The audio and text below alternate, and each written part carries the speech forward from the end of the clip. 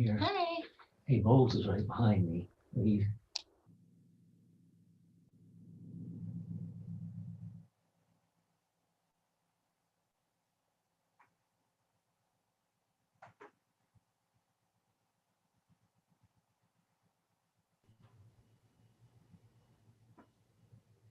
so actually Bowles is here too. I saw him in the parking lot.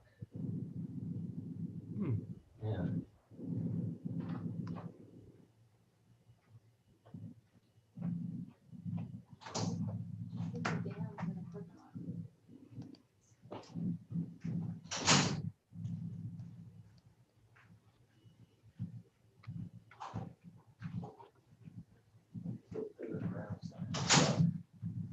I thought it was in person.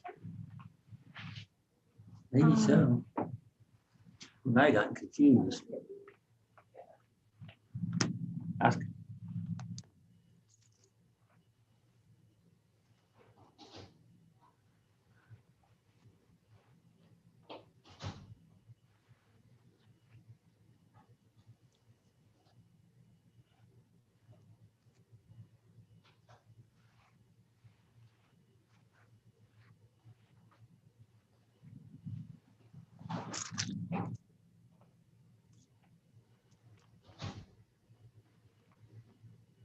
You're right, he might have got confused.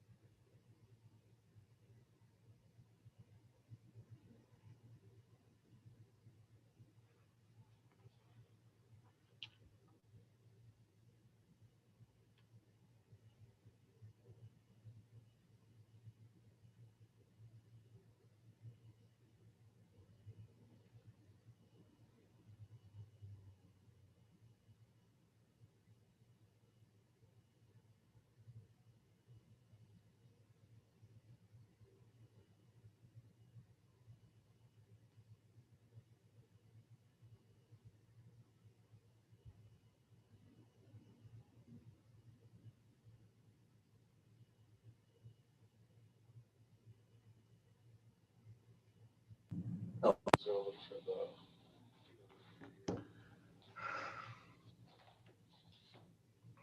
All right? Yeah, how about you? Yeah. What is technical difficulties here?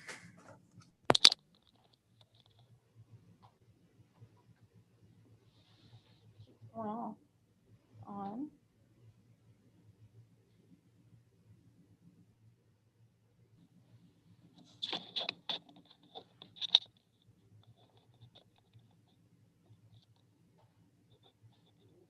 That first time for YouTube.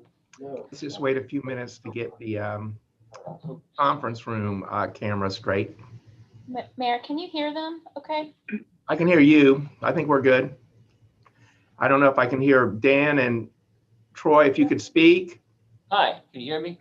Dan, Hello. Probably just hear me coming down the hallway. a little bit. There you go. That's better. Can you hear me? Yes. Okay.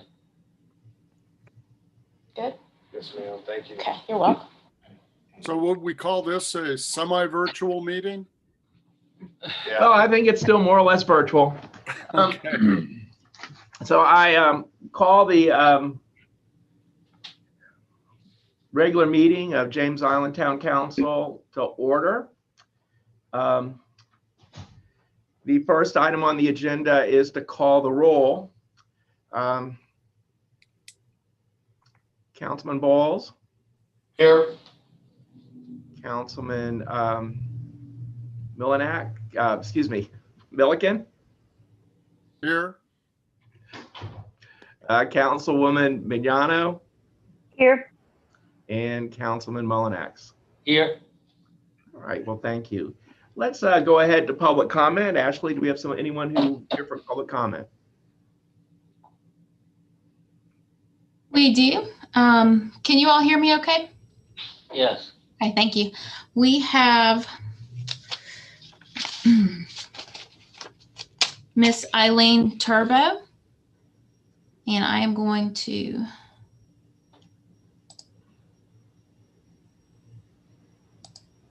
bring her up here shortly.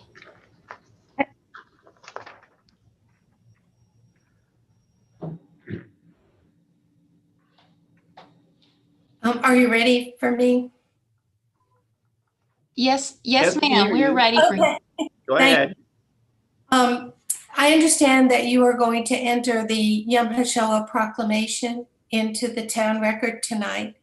So I am the co-chair of the Remember program of the Charleston Jewish Federation, and I'm here to thank you for doing that. I want to take a couple of minutes just to talk about the Yom HaShoah program, actually about a minute.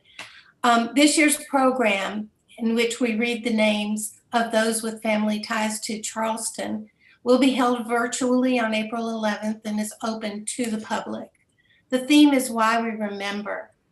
It will feature the importance of passing the memory of those who perished in the Holocaust through the generations so those horrible actions are not forgotten and repeated. Our featured speaker, Herschel Greenblatt, was born in the caves of Ukraine and says he only survived because of the resourcefulness and determination of his parents in evading the Nazis. As very recent events remind us, remembering the result of hate left unchecked is as important now as it was in World War II. So I encourage us to light candles on Yom HaShoah to remember 6 million Jews and 5 million others who were murdered by Nazi hate, and to honor the righteous who work to make sure it doesn't happen again.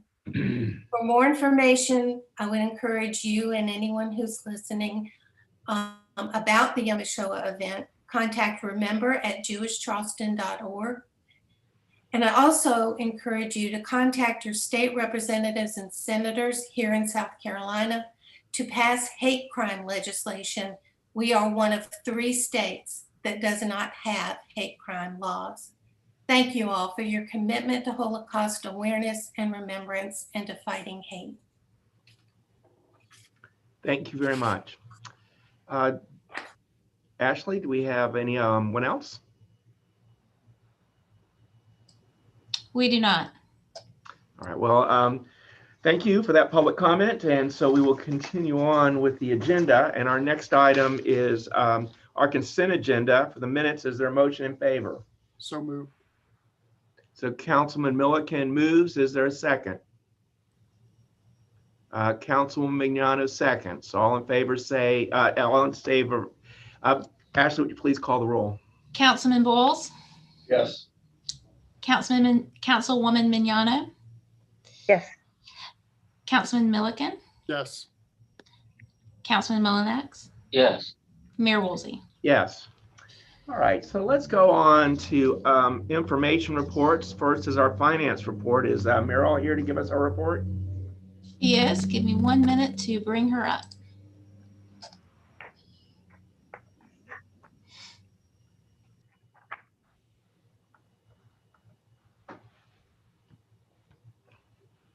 Can you hear me now? Yes. Okay. I just want to say, first of all, this is not only 3 weeks old, it's now 4 weeks old. So I may not be really quick on all this information, but the lost in hospitality are January checks. The $45,000 in franchise fees, $8,000 is Bell South, $37,000 is Comcast. Would like to tell you, for business licenses, you can see we're pretty close in February. We now have received the next check for March, which is about $90,000. So we've made the budget for business licenses this year. Let's see.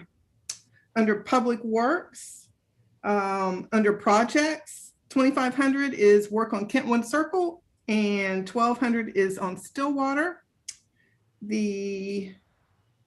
Let's see.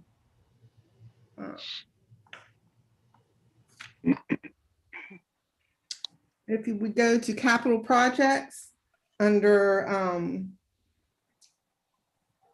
Town Hall sidewalk, Hillman and Camp, that $32,000 was to Charleston County Public Works. Down to drainage improvements, $30,000 went to Southeast Pipe for brown outfall.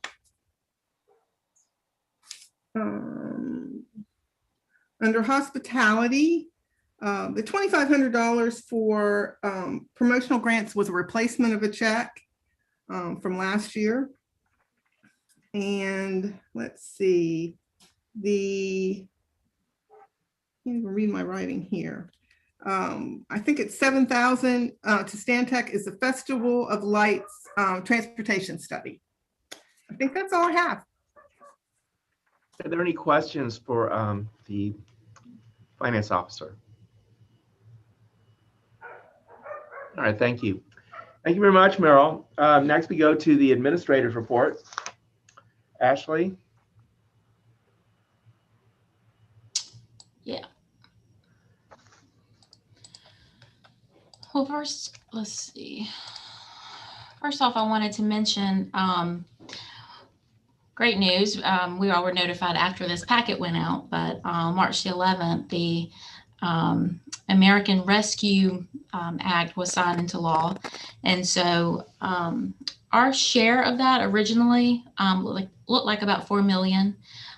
We are set to receive about 75% of our pre-COVID budget. So that would be our fiscal year 1920 budget, which is about $3,026,000. So they are continuing to roll out the guidance on that. The state, will go to the state will disperse it to us. And then we'll have about 3 years to decide how we're going to expend that. So we'll continue to update that as we get that rolling guidance in from the Municipal Association as well as the state. So the Brantley Park Phase 1 is currently out for bid. Those bids are due back here April 1st. Our North Stiles Hazard Mitigation Project nearing completion.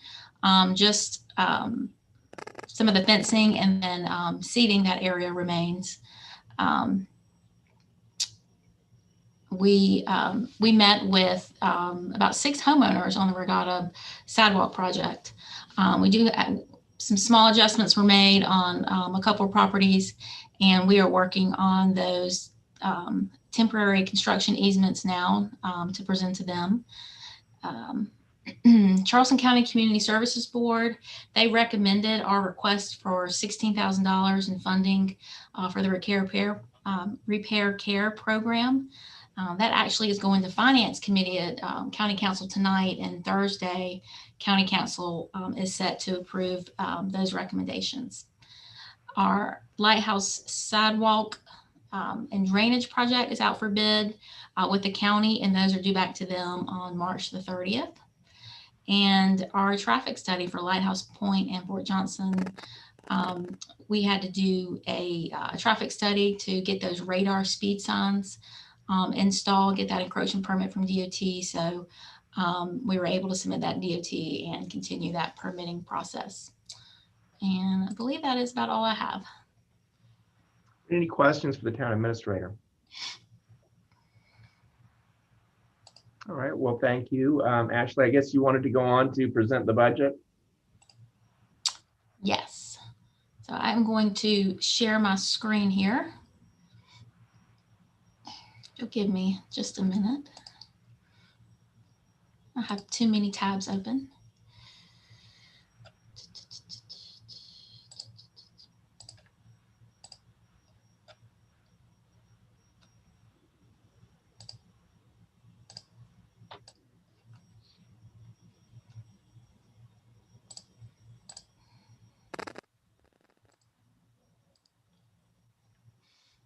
Okay, can you all see that? Yeah, yes, I can. Okay, so going through our draft budget, we held our workshop with you all on March the 9th, and our budget hearing is and first reading is planned for April, with second and final reading in May. And you know, again, this budget is really a culmination of an entire year of sort of ongoing requests from citizens, from the departments, as well as the committees and councils of the committees of town council. And throughout the year, we continue to monitor the budget and make adjustments as necessary with budget transfers and budget amendments, which we haven't had to do that this fiscal year. So just to note, we last year, you know, with COVID, we did have a transfer in that we were anticipating making from the reserve fund. We are not going to have to do that. We have, as you can see from our budget estimate on revenue, really done well with revenue. And as like Meryl had just said, you know, we've made budget already in business license revenue. So that's really great, considering that, you know, their gross is based on the prior year, 2020. We are continuing to get more revenue in with business license fees by employing DataMax to collect some of those hard to find transient businesses. Also, our brokers and insurance tax, which is one of our biggest revenue, leveled off a little bit, but it's still you know, over $800,000. We don't anticipate, now that bulk of that comes in later in the fiscal year. We don't anticipate, though, seeing any shortfalls because of COVID related to the brokers and insurance tax. And then our franchise fees are made up of all of our communication providers as well as Dominion. So here's just an overview of all of our budgetary divisions and our general fund. In personnel, we do have budgeted a full-time groundskeeper, as well as engineering intern, and a part-time receptionist was added back into that. Included in the personnel budget is a 1.5% cost of living increase for staff, and that is based on the consumer price indexing for the Southeast region. I just wanted to highlight this section in admin. One of the things that came out of our budget workshop, the feedback that I received from you all was allocating some funds for a consultant of some sort to help us with our ongoing efforts in our annexation legislation. So I've put $24,000 into this area of legal and professional services. So that's what that difference is from what you all saw in the budget workshop. We're budgeting some funds to look for a provider host for a new website and redesign it, as well as some ongoing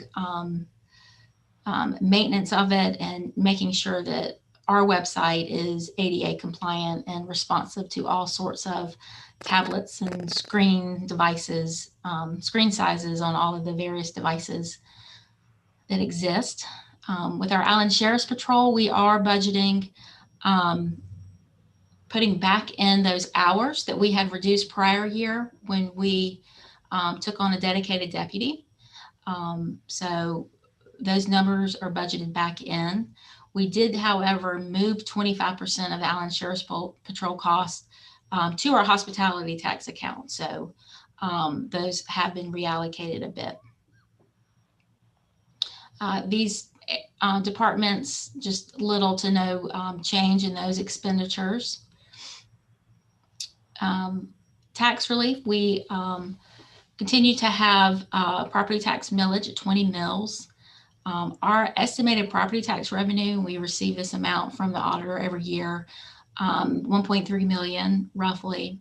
And we are able to zero net that out with our property tax credit fund, as well as some funds from the revenue fund.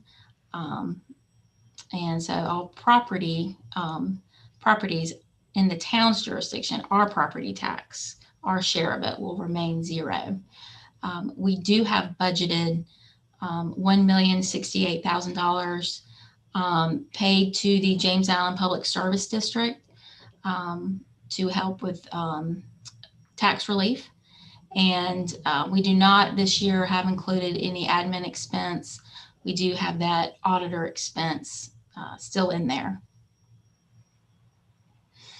Our capital improvement plan is made up of funds transferred in from stormwater, our general fund, unencumbered fund balance, and our hospitality tax fund. The difference here in the infrastructure I've highlighted are the town hall solar panels. I just moved that up to next fiscal year in lieu of 22-23. Something we can just feedback from you all at the workshop is maybe something we should go ahead and start pursuing now. Also in there are some sidewalk projects, construction for our next phase on Dills Bluff, as well as engineering on the final phase to Harborview Road, as well as funds for design Regatta Road sidewalk. And we continue to budget money for traffic calming projects, as well as undergrounding power lines. One new project that's budgeted in that infrastructure area, or capital projects budget, is this little, looking at doing a conceptual of this stretch of Secessionville Road in between Camp Road and Fort Johnson, to fill in that sidewalk gap. Capital equipment, we have some funds, 24,000 roughly budgeted for a license plate recognition camera, LPR camera on Harborview Road. And this would be our second location. We currently have one on Folly Road, which I'm sure Sean can fill you in more on that and how helpful it's been to not just the Allen Sheriff's Patrol, I think, but all of the deputies and city police as well. $69,000 budgeted in park projects. That would be just an anticipated match that we would do if we were to look for a project for our Greenbelt funds. Next year, we should have around $370,000 in our Greenbelt Fund, which we could request for a project. Also in the 22-23 year, I've just put some costs as we sort of start talking to the City of Charleston Recreation Department about maybe helping fund some pickleball courts. I know several of you, including myself, have received requests from citizens for pickleball courts on James Island. Drainage projects, this budget, $728,000, it's about 40% more than what we estimate to spend this year. A big ticket item,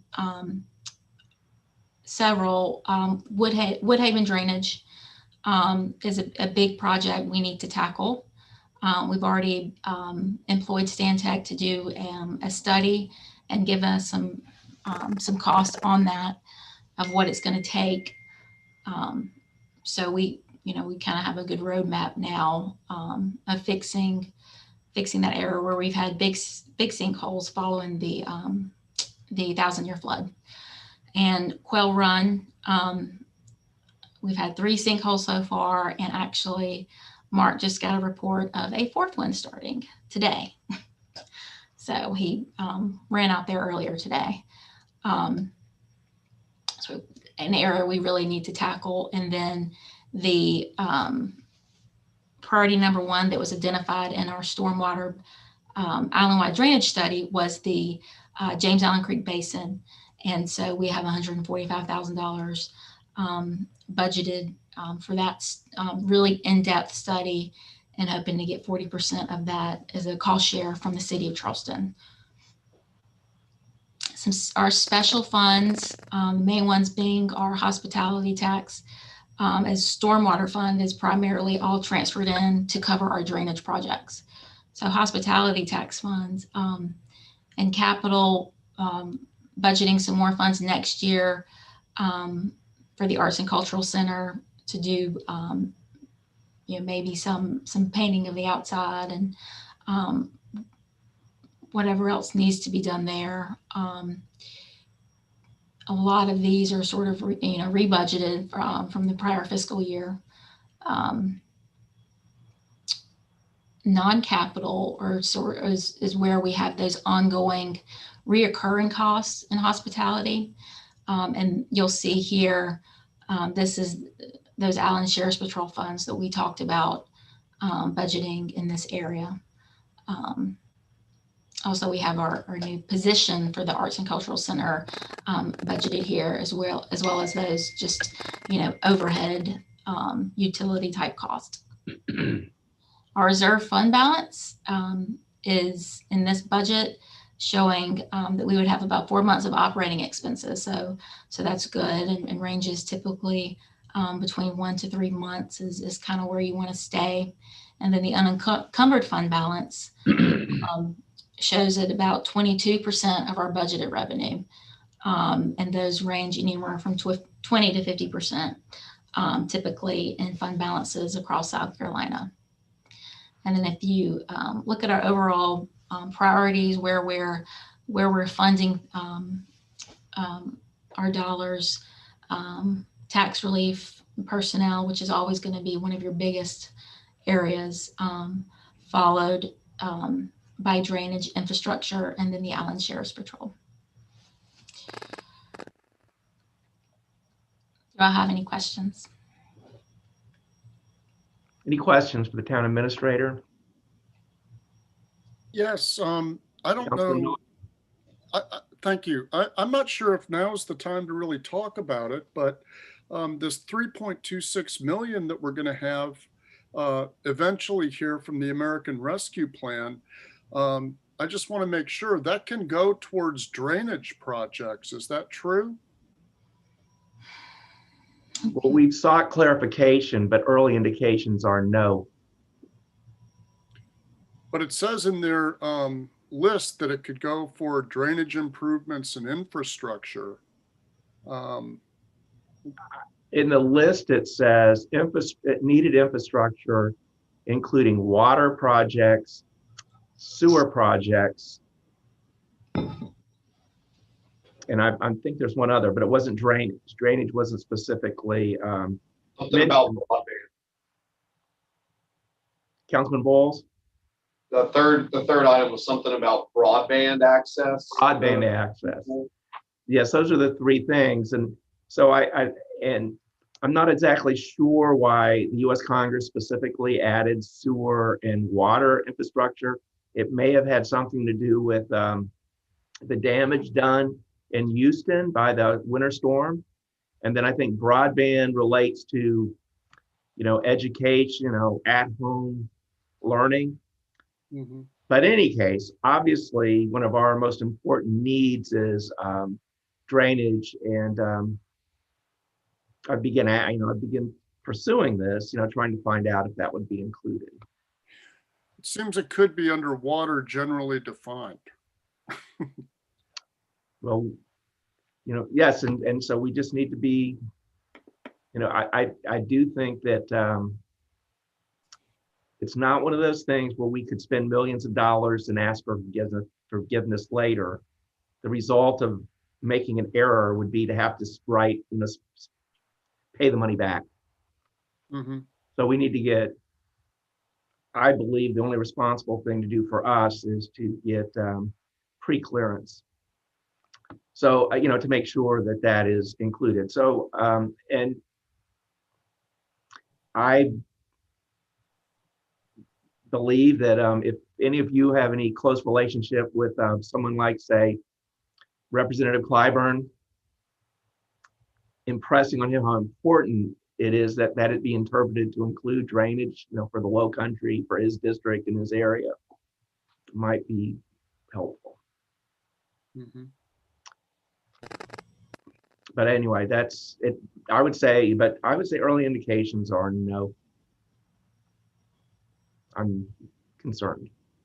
Right. Anyway, I'm sure we could, we have need for sewer projects related to the James Island Creek water quality program. We have areas of our town that are not sewered and have septic tanks, and that they drain into James Island Creek. So anyway, that's a possibility.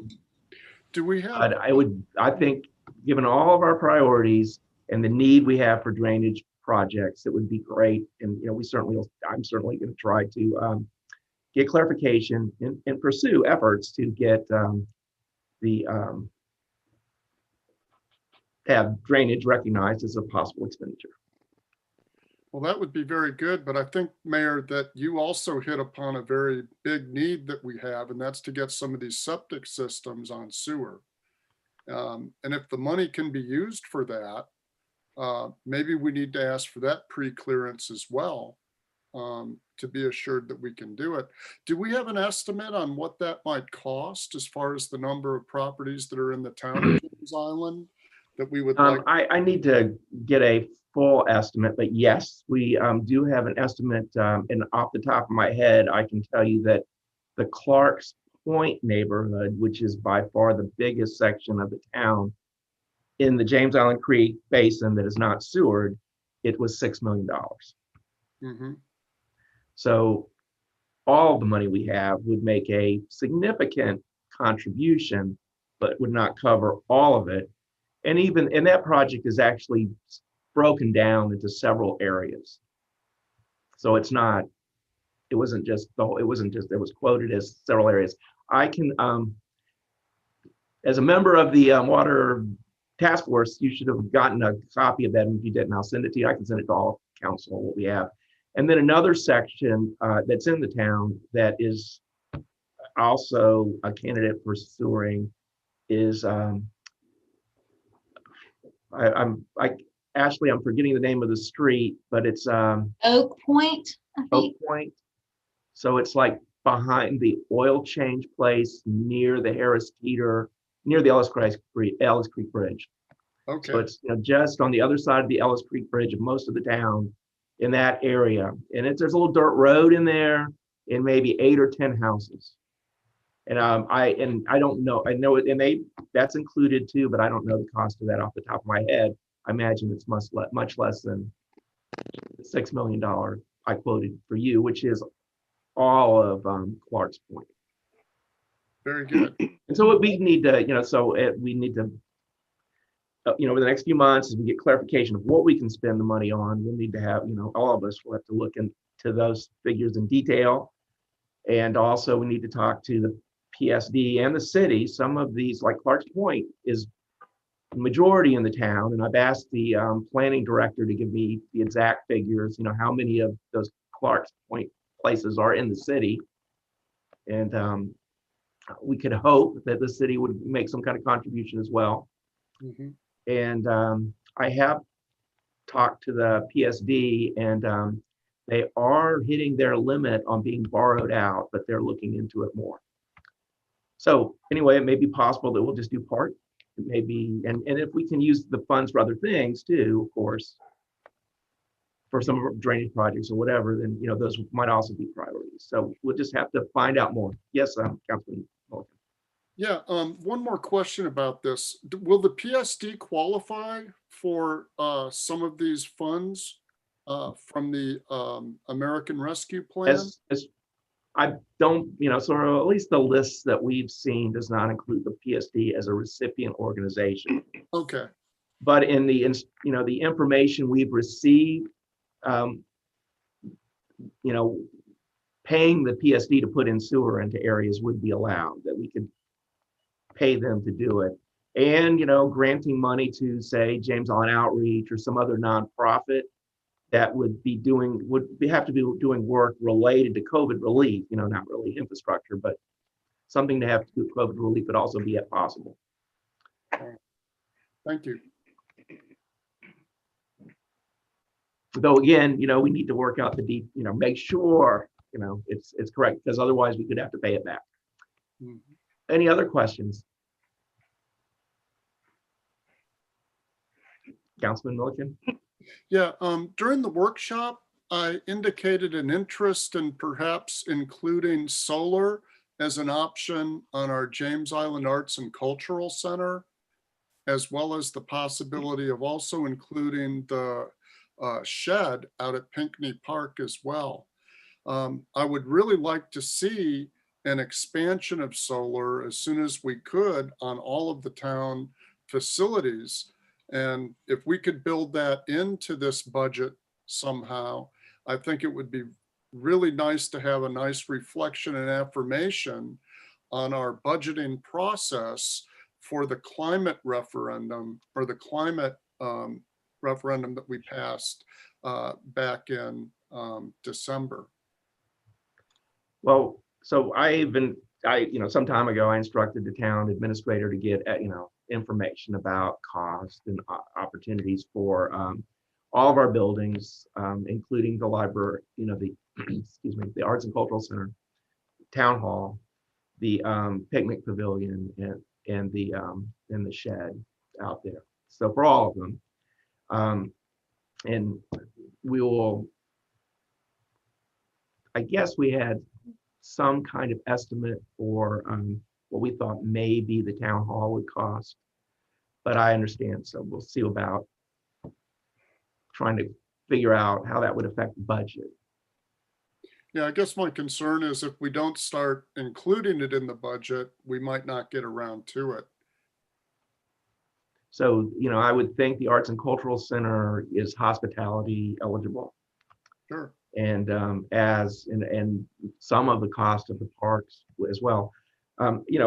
Actually, in my dream world, while the $3 million won't go very far, surely green infrastructure should be covered as well. But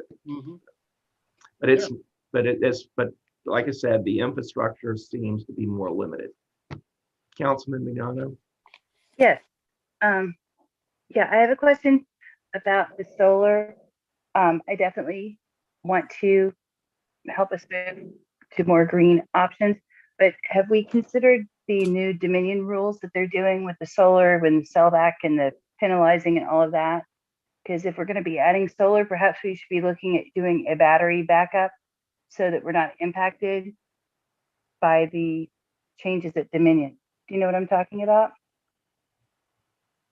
Well, yes, I do. Councilman Milliken? Yes, Cynthia, that's right. That's something that the Energy Subcommittee is considering right now. I think that what it comes down to is we have a monopoly that's Dominion, that's trying to get all of the energy money in the state that they can. And I think that they're trying to squeeze solar energy potential out because it is not I in agree. the best interest of Dominion Energy. And I think it's going to be up to our legislatures to make the right call on this that they're talking about. Well, I agree with you. So my point with it was to say that if we're going to be looking at solar, then we should be looking at solar with a battery backup option so that we're not impacted by this if they go through with that. Well, so Councilwoman Mignano, we will look at the battery option. So I'd like to share with you my own opinion, which is, using less energy on the, during sunny days is sufficient justification in my view for using solar energy, even if we're unable to sell surplus back to Dominion at some favorable rate or unfavorable rate or no rate. And that, having a backup battery may be desirable. We'll just have to look at that as an option, what the cost is. So we have a backup generator already for Town Hall. So it's not like we need this to be off the grid. Well, I'm not saying have it off the grid. The reason I'm suggesting the batteries is because if Dominion's going to take away the reselling of the solar energy from the solar customer to them, then the batteries would help you recoup your money faster because you would be using your money that you stored up instead of selling it to them for like a penny. Right. I understand. So, so if that's our primary concern is recouping our money, then that will be a very important consideration. Thank you. So any other questions? Councilman Milliken? Sorry, I was muted. I did have a question about this item that is under hospitality tax funded projects, and it's Fort Johnson for $100,000. Is that the underground in power lines, or is that something that's at Fort Johnson proper? Yeah, and so that's, the idea of a Fort Johnson Park, out there at the old Harbor Master's house. And we had those actually in the budget last year as well, this current year. And, haven't made any traction on that, so rebudgeted those funds. I'm quite happy to see it, so I'm glad it's in there. Thank you. So we haven't given up yet, but we haven't actually had a lot of, I think we need to meet again with MUSC. That's where it stands. See if MUSC is willing to move forward. Any other questions? Hearing none, thank you very much, Ashley. So we next month, Councilman Milliken? Oh, no, I had. Okay, so next we'll go to the Public Works report. Is Mark here? He is.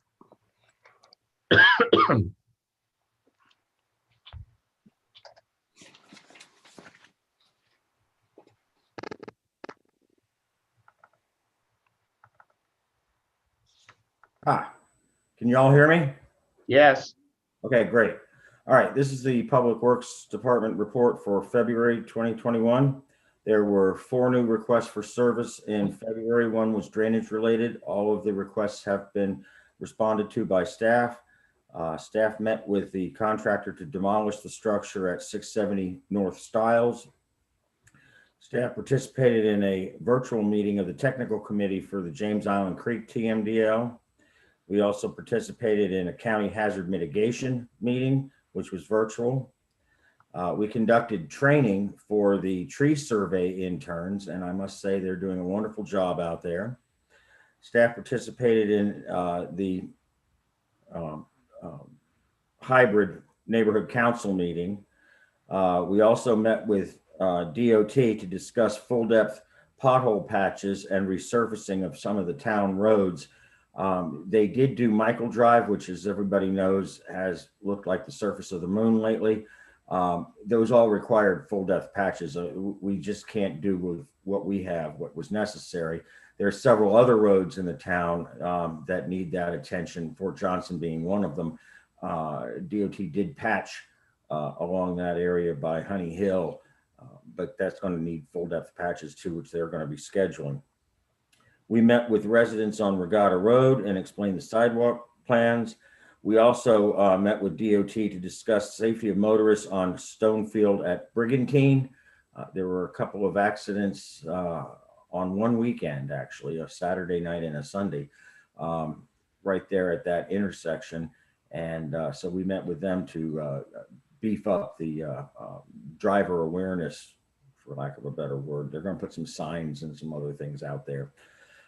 And we participated in a virtual webinar by the National Weather Service on National Weather Service projects used in emergency management and how the National Weather Service needs feedback on their issued warnings. It really helps them if they issue a severe thunderstorm warning or a tornado warning or something like that, that they get feedback. If you see something or experience something, high winds, tree limbs down, hail, any of that stuff, they need to have feedback. So we were really discussing that. Staff cleaned 10 signs in February and installed 6 new stop signs. We filled 6 potholes with 12 bags of material and cut the vegetation out of the way to improve driver vision in various locations. And that's my report. Yes, Councilwoman Mignano, please. Yes, sorry. So Mark, I have a question about all of the work that was done on Dillsborough Bluff Road, where they had that big metal plate for so long. And that they're not done with that, right? No, they're not. The last terrible. I heard, they're still waiting on their paving machine. I think they could build a new one by now. But that area, about 100 feet on either side of that, is supposed to get resurfaced and brought up to standard. So that they're not finished with that yet. Okay, good. I just wanted to make sure that that wasn't like we're all done. And On thank the you very bright much. side, they've actually finished with the pipes underneath, which is what we needed done. So Yes, and that is great. Okay, thank you. That was all I had. any other questions or anything from Mark? All right, well, thank you very much, Mark. Appreciate that. Sure. Okay, next we go to the Island Sheriff's Patrol report. Sergeant James, is he here? He is bringing him as well as Deputy King up right now. All right, let me pull my picture up here. Let's see. You right click, start video. All right, there I am. All right, good evening. Good evening. First of all, we had a shooting. City of Charleston had a shooting back on February 23rd. If you remember, it was down on Camp Road near Ferguson. And although that wasn't in the town or the county, it completely affects us all because these are the same players that have continued to shoot in different areas. There was an arrest made.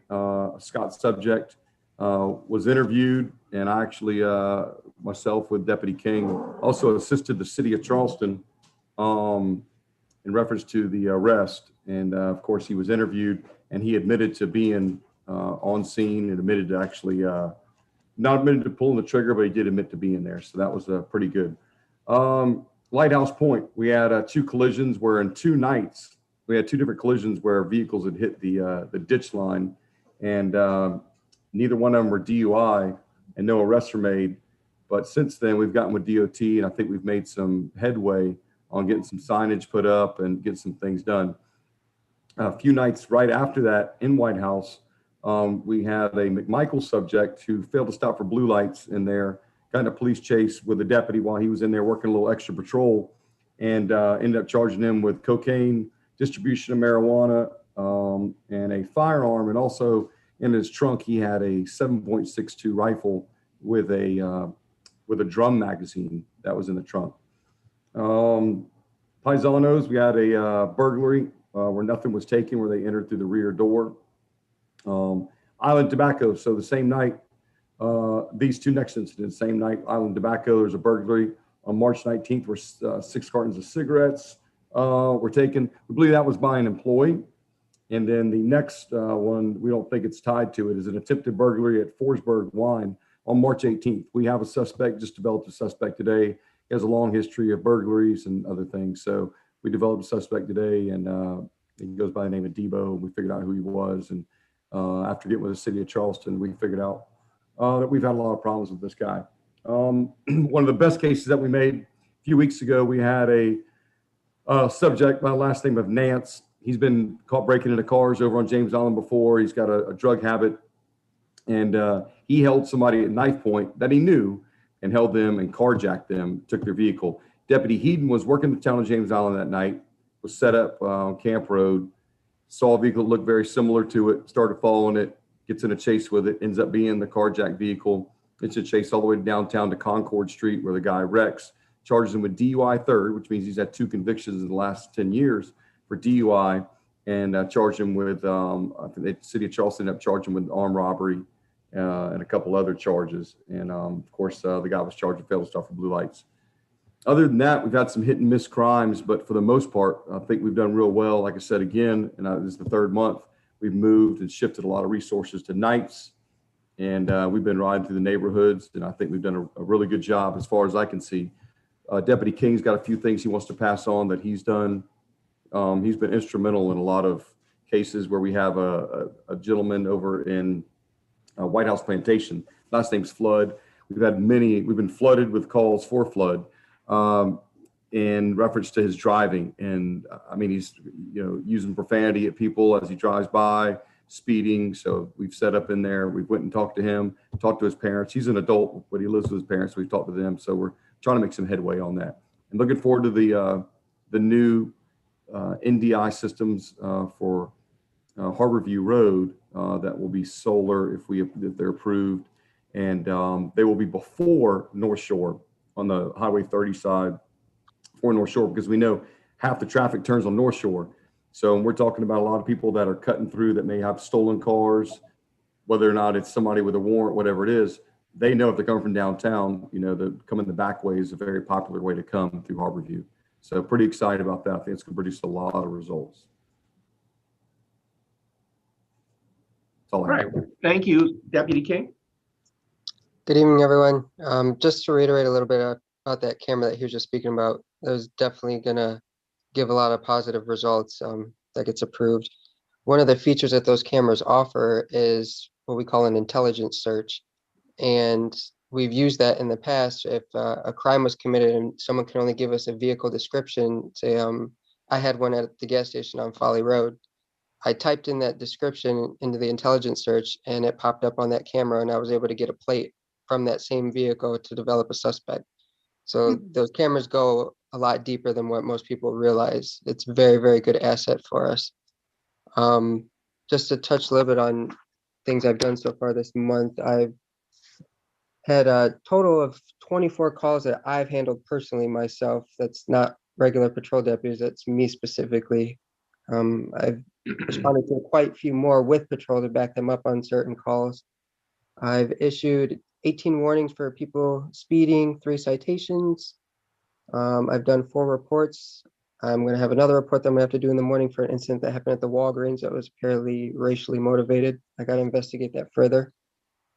The issue with Mr. Flood, I did speak with him yesterday. I did speak with his parents. They assured me that they were going to do some parental things to help whip him into shape and cause him to slow down and stop speeding through the neighborhood and cursing at people.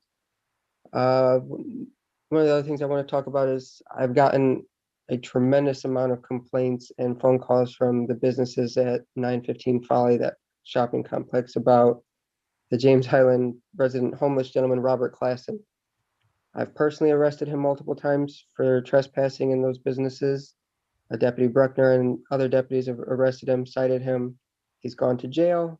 Recently, we took him before Judge Harris, and Judge Harris told him flat out, stay away from those businesses and stop getting drunk and harassing the customers. He didn't listen. He was arrested again by Deputy Bruckner, I believe it was yesterday or the day before. And there was an issue with him this morning. So I spoke with Judge Harris about everything, and Judge Harris informed me that his next court date, which I'm going to be bringing him to in April, he is going to jail for 30 days and possibly longer if he runs the sentences consecutively for the other charges. So hopefully that'll put a stop to him getting drunk and going in these businesses and harassing all the customers. Thank you. Mayor, if Yes. you don't mind, I apologize. I forgot to mention this case. We had a case that was extremely important where we had a complaint that a juvenile was being stalked by a male. And so we didn't have much of a description. And what we had is basically a parent had called me on my cell and had told me that basically his son was on the way home. He was 14 or 15. He was walking home and he got blocked in, and he believed that it was going to be an attempted abduction. At that time, I made some phone calls I was in Florida, and I made some phone calls to Deputy Auer, and through a very lengthy investigation, pulling ring cameras, other things like that, we figured that it ended up being more of a prank. So we solved it, talked to the young man. It was actually a teenager. Originally, the young man said this was an older man with a beard. It ended up being a teenager because he had tinted windows. He said he made a mistake, but he actually said that I saw the kid on the bicycle.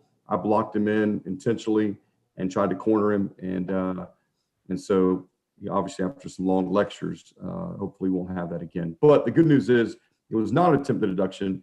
It was two teenagers that were, one was harassing the other. And so that's way good news to know that we have something like that versus obviously somebody trying to take somebody or kidnap somebody. Thank you. I'm glad that was not the worst case scenario and that you all took care of it. Thanks. All right. Any questions? Yes, Councilman Milliken. Oh, that was, oh boy. Go ahead. That was just a thumbs up. I'm sorry. And I appreciate everything that Island Sheriff's Patrol is doing. I just want you guys to stay safe and keep up the good work. Thanks. Yes, sir. All right. Thank you. Any other questions for Sergeant James or Deputy King? Hearing none. Okay. Well, thank you very much, y'all. Really appreciate your work. Thank All you. right. So next we are going to request for approval. And our first one is gravel for the Santee parking lot. Ashley, are you going to explain that to us? Or? Yes, and I included a picture of the current state in the packet, but it needs a good bit of gravel. So our estimate from just going to all seasons and getting that dumped and spread out there is $4,600. Is there a motion to approve?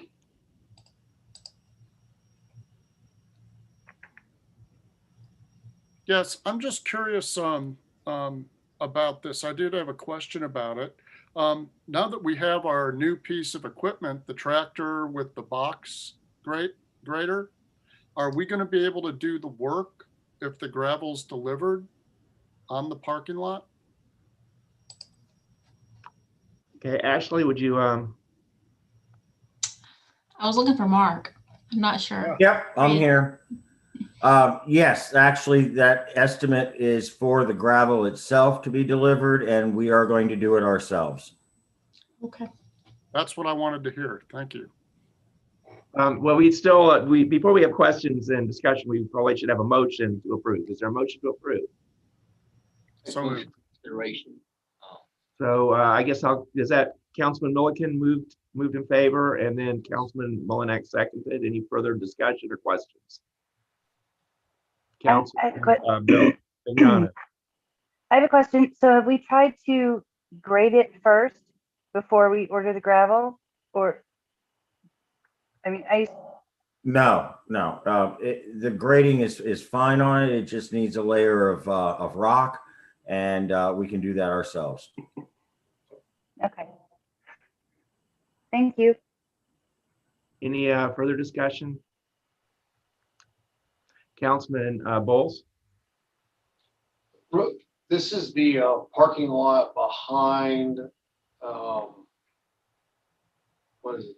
Sweetwater Cafe. Breakfast restaurant. Yeah. Breakfast And, restaurant. Who uses the parking?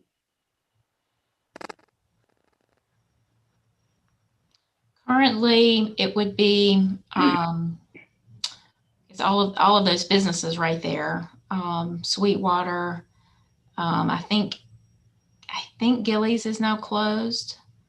And then Food Fight and, I can't think of the other Smoke name. and Brew. Smoke and Brew, thank you. The, and it's, it's a public parking lot. It's open to anyone who wants to park there. So Have any of the businesses, particular people, I wouldn't say that they use it, but I suspect that most of the people who park there are customers of there. have any of the businesses asked for this resurfacing? No, they haven't.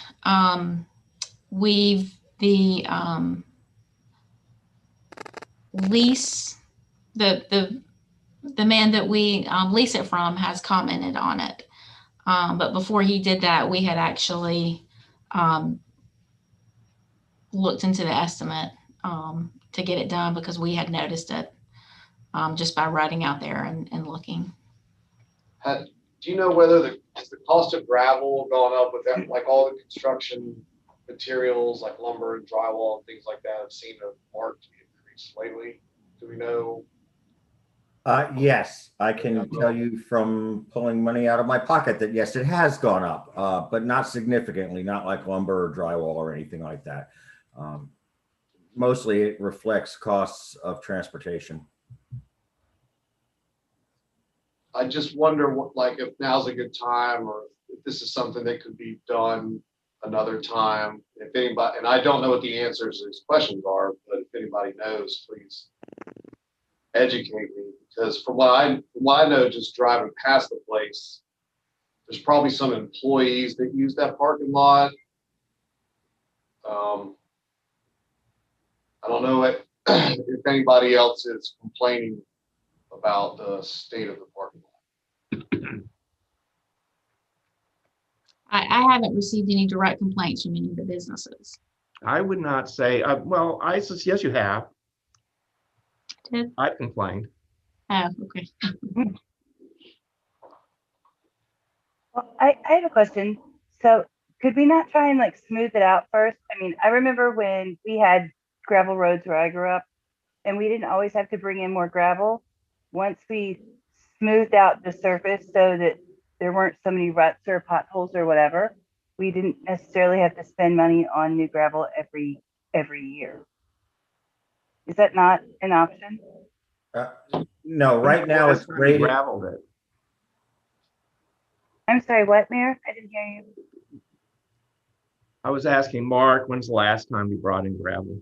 Last time was 2 years ago, and we don't want to do anything with the grading of it because the 2 years. The grading is so that it will drain properly. So we don't want to get in there and start screwing around with that. We want to make sure that it has plenty of gravel on there to do what it's supposed to do. Well, it's Okay. I would say that the added material is mostly to fill the potholes. Mm-hmm.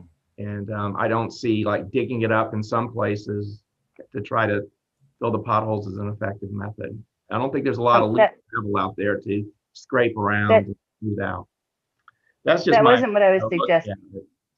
And I didn't, whether we needed more gravel or what we needed to do, my concern is, holes that fill with water when it rains.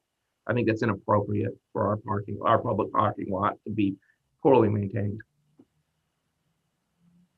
And so I'm not waiting for complaints from businesses or the public to say that the town of James Island does not maintain their parking lots and leave them as mud holes and giant potholes and things like that. I generally think that we need to try to do a good job as best we can. Well, I wasn't suggesting that at all. Thank you. I was just merely asking for Did we credit that? I clarification. understand.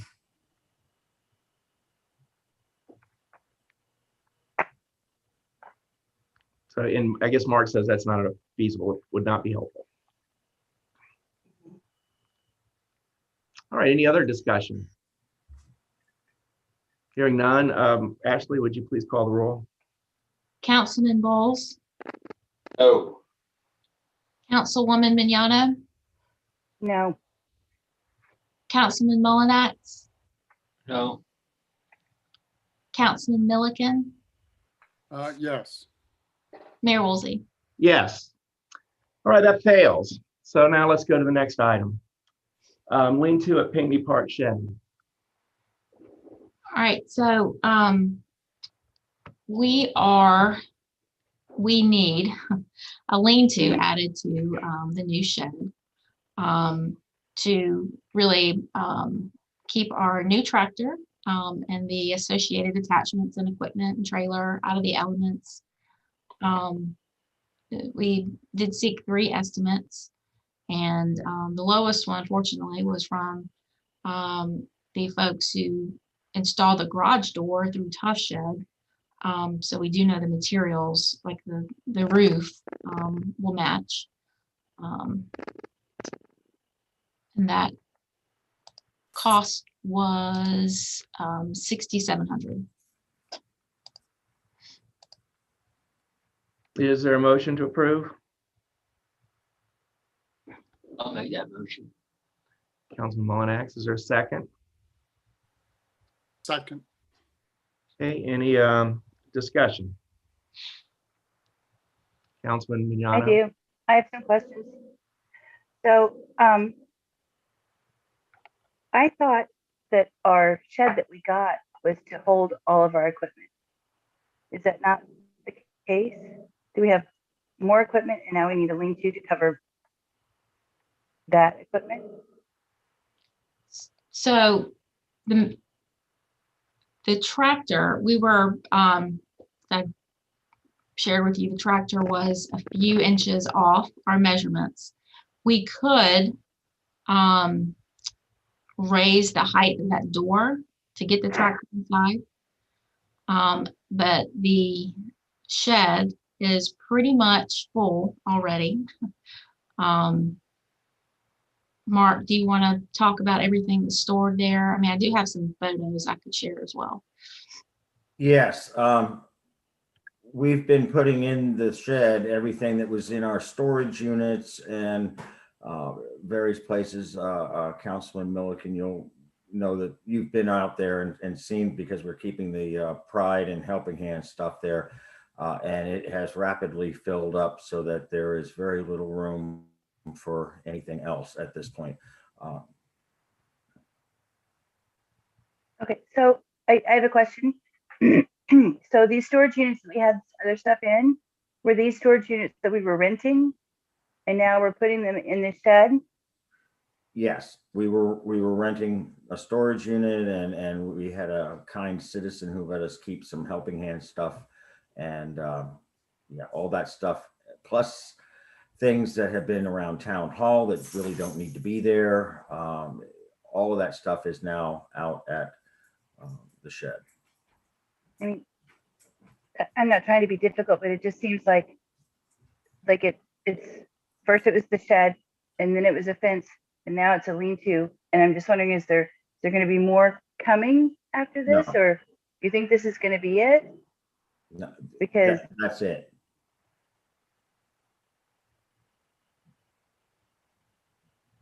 Any further questions? Yes, I Councilman have a Milliken? question. I was just a little disappointed to see that we couldn't get a local company that would want to build our lean-to for us. These guys are out of North Carolina, is that right? They are. They're here a lot doing work. The other 2 estimates that were higher were both local, and they weren't too far off, but they were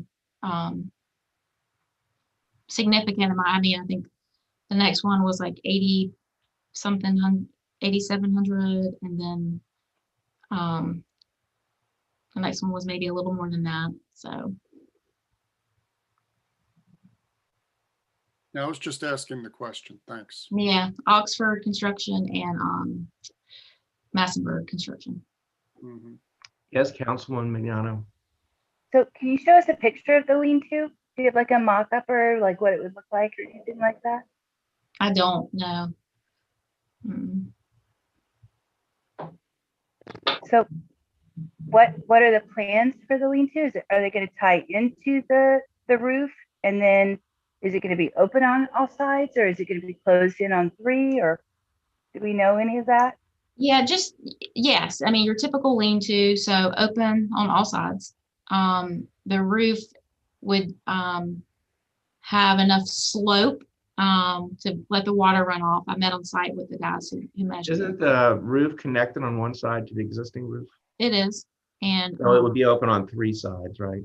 yeah, and the measurements are 40 by 40 feet deep, 16 feet wide, and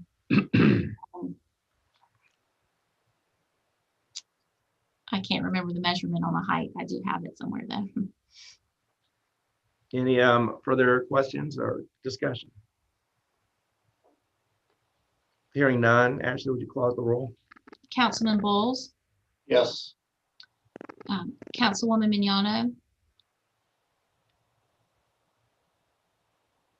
I'm sorry, you were on mute. I didn't. Yes. Okay, thank you. Councilman Milliken, Yes. Councilman Mullinax, Yes. Mayor Woolsey. Yes. All right, next we go to driveway apron repairs. There are 3 in this grouping, 1 on Quail, 2 on Waterloo. The 3 repairs together are a little, well, $18,817. And I did kind of put this all under, one request, but certainly those could be broken up. And Mark can answer, he's been on site and inspected these and can answer any further questions about them. Okay, is there a motion to approve? So moved. Is there a second? Councilman Milliken moved and Councilwoman Mignano seconded. Any questions or discussion?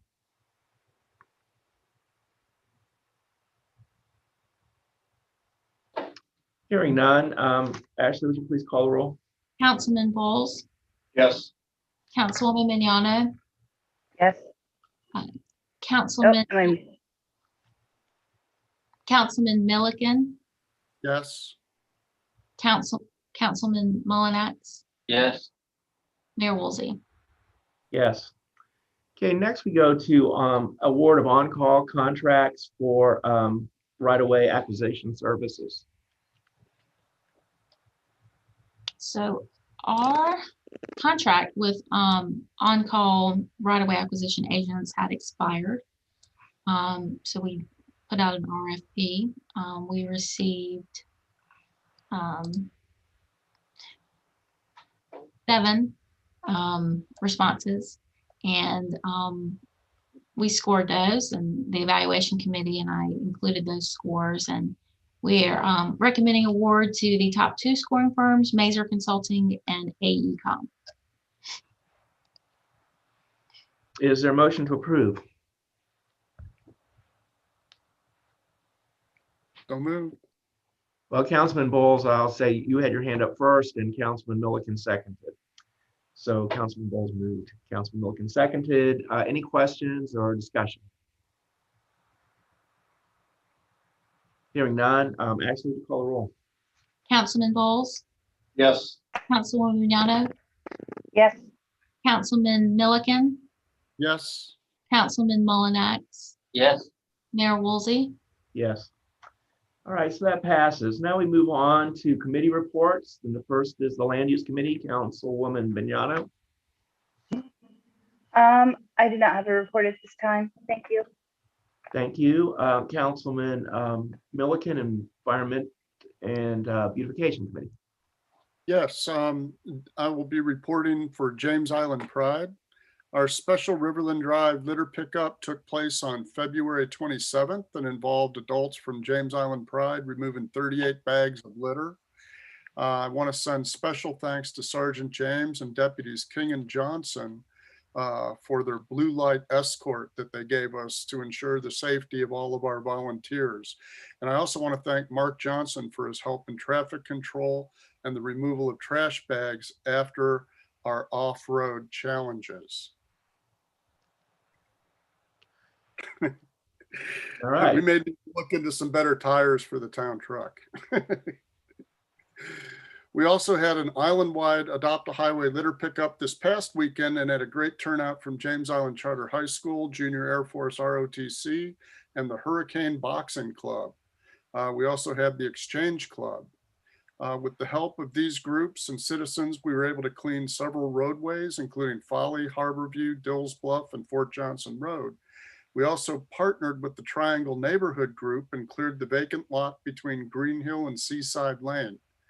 All told, we removed 67 bags of litter from our island, which was pretty amazing. That's a lot of trash, mainly from that path between Green Hill and Seaside Lane. It was amazing.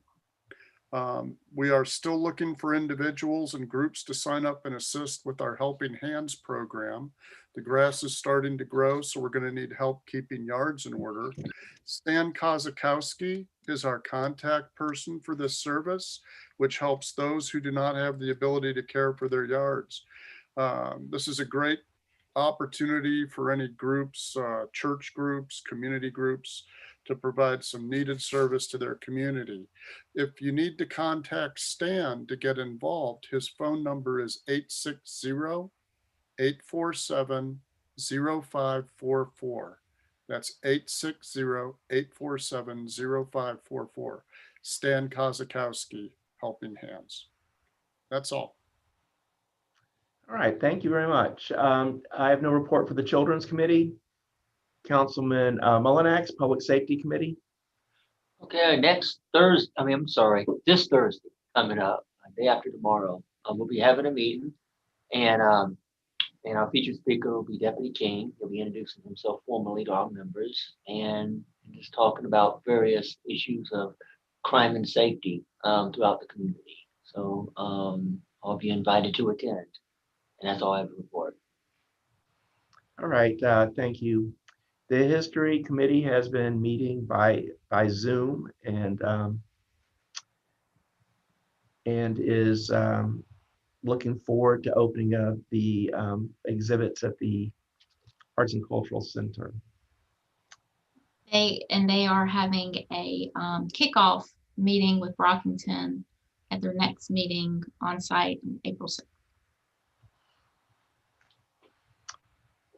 Okay, Rethink Folly Road. We are making tentative plans to have a public meeting, an open public meeting, tying together our perhaps our groundbreaking for Brantley Park, plans for the phase 1 sidewalk, and perhaps openings for some businesses along the Folly Road corridor. The in particular the new Cutico, I believe it's called, seafood market. Next, we go to Drainage Committee, Councilman Mullinax. Nothing to report at this time. Business Development Committee, Councilman Bowles. I have no report either, although I will comment that Cutico is a delicious place to eat and buy seafood from on James Island. Great. Thank you. Tree Advisory Committee, Councilman Milliken. Yes, the Tree Advisory Council met March 9th, 2021. The Tree Council has worked with Mark Johnson in Public Works in developing a program where we produce a survey of trees and public spaces on James Island.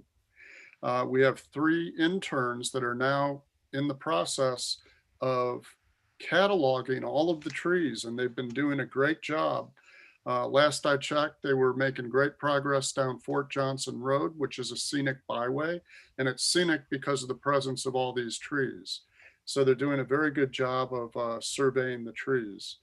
The Tree Council also has begun preparations for the town-sponsored tree planting event by planting acorns in pots.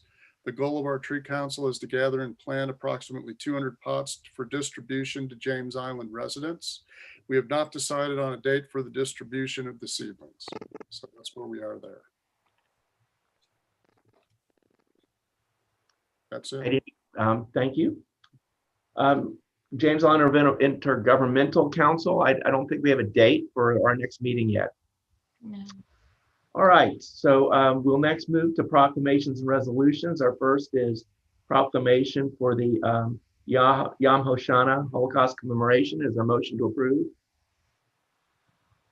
And Councilwoman Mignano moved. Is there a second? Second. Would you please call the roll, Ashley? Councilman Bowles, Yes. Councilwoman Mignano, Yes.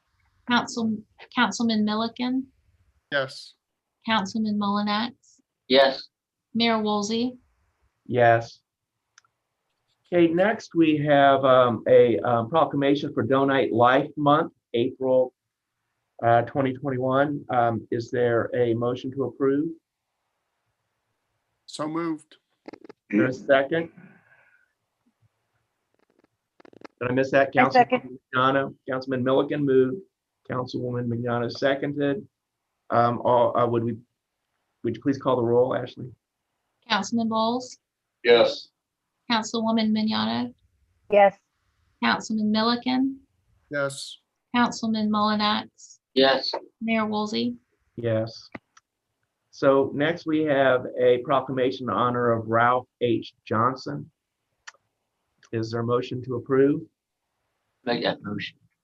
Councilman Mullinax moves. Is there a second? Second. I think Councilwoman Mignano had the second there. Raise her hand.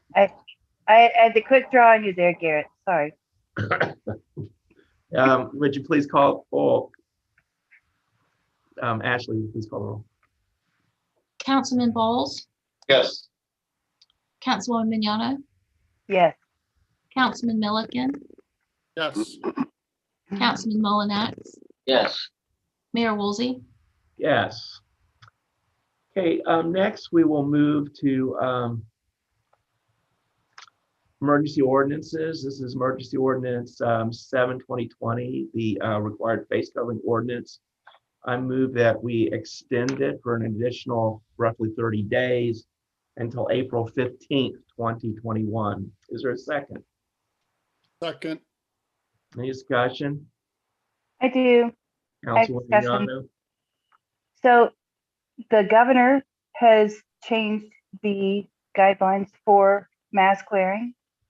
And Somerville has amended some of their mask wearing ordinances as well. And I would just like to suggest that perhaps we should follow, the governor and looking at our case numbers, which have come down significantly.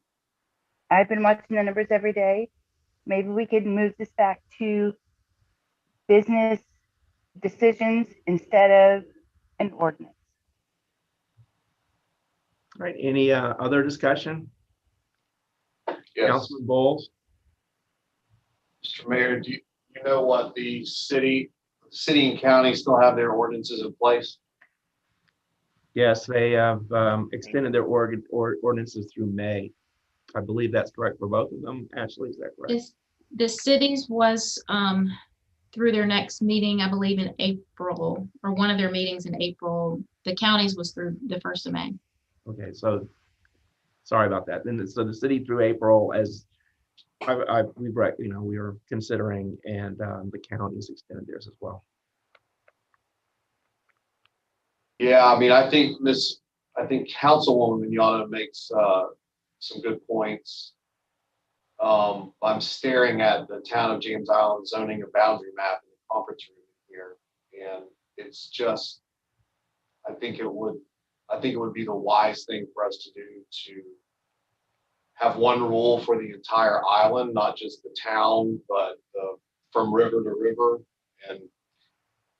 And so I think that, and I think Councilwoman Mignano makes some good points. The numbers are down. It seems like the masks have something to do with that. And to have one rule for the entire island is probably just a little bit easier for everyone to follow than to have kind of a patchwork of rules that apply across. I agree. I agree that it's easier if everyone all agrees with the same rule. However, who makes that rule? Do you understand? So, and we can't enforce this. We have one code enforcement officer. That was the whole point at the very beginning of this. And if the businesses still are enforcing the mask wearing, et cetera, then we're still covered. That's what I'm saying. Well, we do enforce it, and so. But Mayor, you said that at the very beginning. Is that businesses that do not require masks are in violation, and our code enforcement officer goes and speaks to those businesses.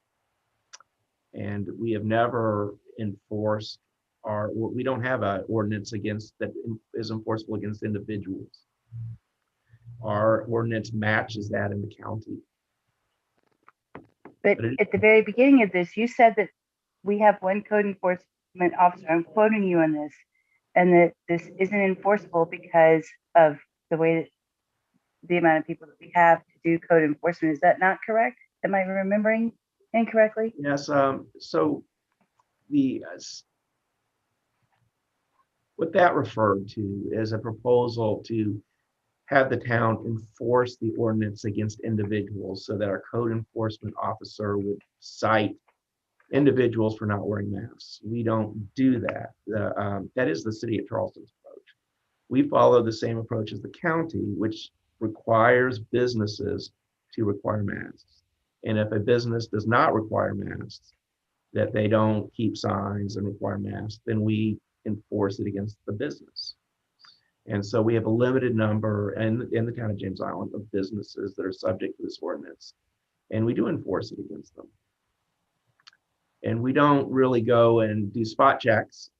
Rather, we generally get complaints. And so someone will call and say that, for example,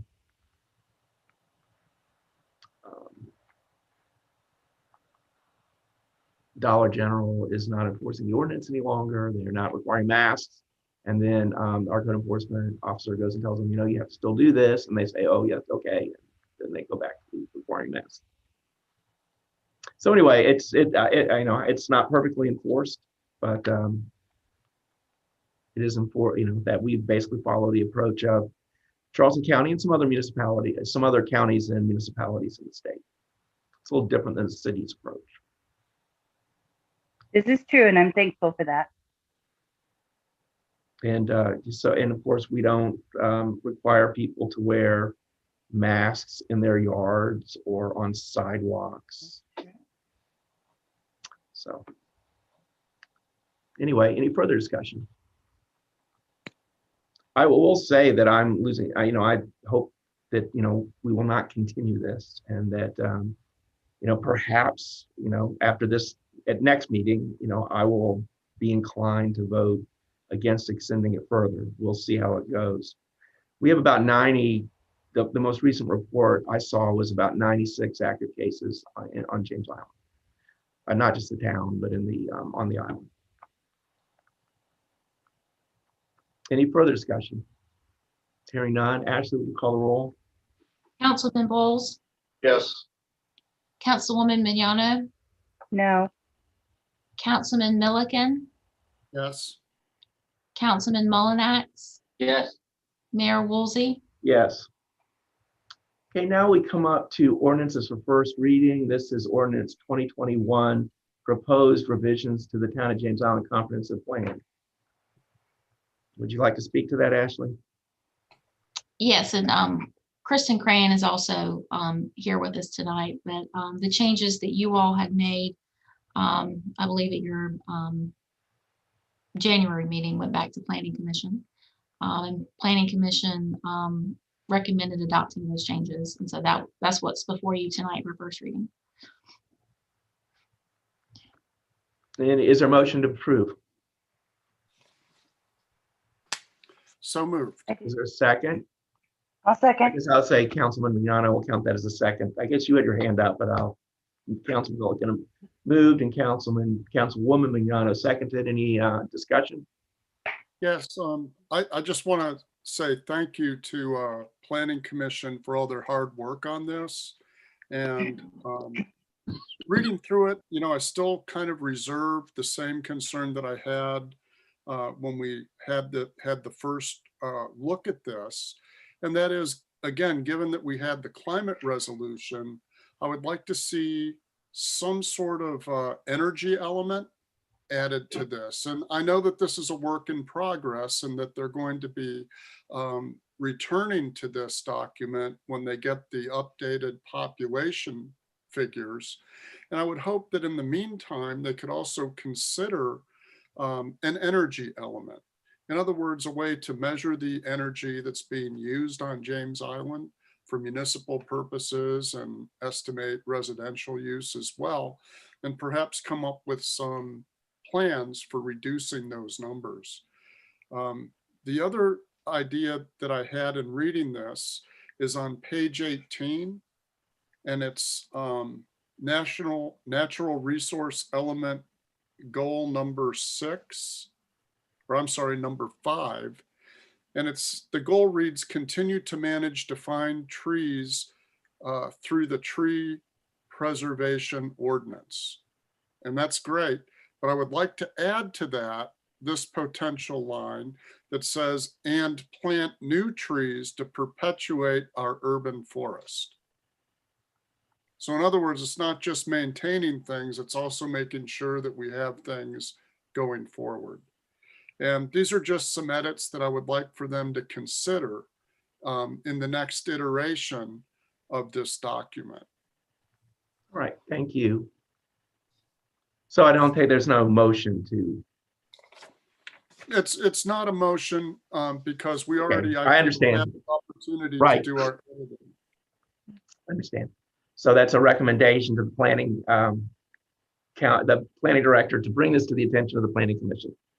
Yes. Yes, I understand. Okay, any other discussion or any questions? Hearing none, Ashley, would you call the roll? Councilman Bowles, Yes. Councilwoman Mignano, Yes. Councilman Milliken, Yes. Councilman Mullinax, Yes. Mayor Woolsey. Yes. All right, next we go to new business. Hearing nothing here. This would be the time we'd go into executive session. Okay. Next we have closing comments and announcements. So Councilwoman Mignano, do you have any closing comments or announcements? I did not. Councilman Bowles?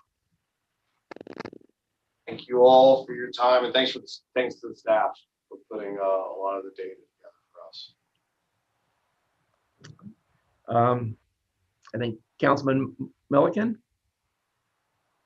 Again, I think I really want to thank the staff, and in particular, Mark Johnson, for really taking the initiative on getting our interns trained for our tree survey. And I want to thank Ashley and Kristen as well for helping with that. I think that's going to be a wonderful resource asset management tool, and y'all did a great job getting it off the ground. So thank you. And Councilman Mullinax, any announcements or closing comments? No, just wanted to do a special thank you out to Mark Johnson. I was driving through Stiles Point one morning on my way to work and saw a stop sign down and got right with them.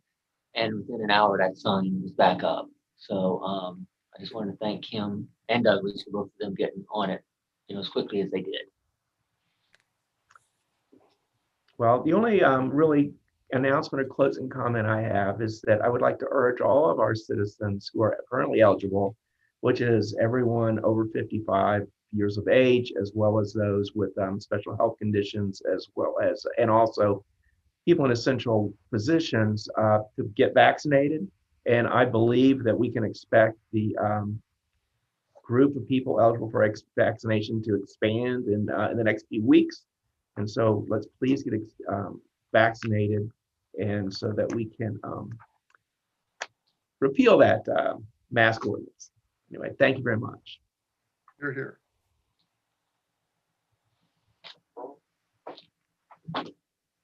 The meeting is adjourned.